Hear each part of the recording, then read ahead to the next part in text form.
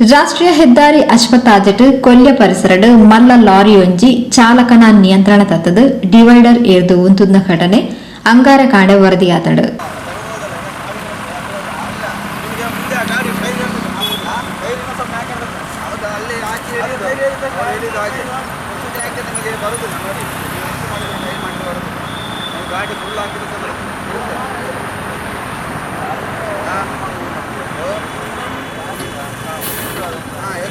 ಕುಡ್ಲರ್ದ ತಲಪಾಡಿದಂಚಿ ಬರೊಂದಿತ್ತಿನ ಮಲ್ಲ ಪದ್ರಾಡ್ ಚಕ್ರದ ಲಾರಿ ಪುಲ್ಯಕಾಂಡೆ ಸುಮಾರು 5 ಗಂಟೆದ ಪೂರ್ತುಡು ಚಾಲಕನ ನಿಯಂತ್ರಣ ತತ್ತದ ಹೆದ್ದಾರಿ ನಡುಟು ಡಿವೈಡರ್ ಏರ್ದಂಡು.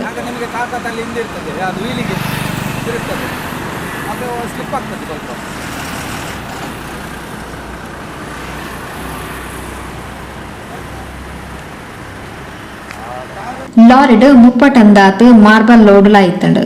ಲಾರಿನು ಸಾದಿ ನಡುರ್ದು ಒಯ್ಪಾಯರೆ ಮಲ್ಲ ಹಿಟಾಚಿ ಬತ್ತಂಡಲ ಐಕ್ ಲಾರಿನ್ ಮಿಸ್ಕಾಯರೆ ಸಾಧ್ಯ ಆಯ್ಚಿ.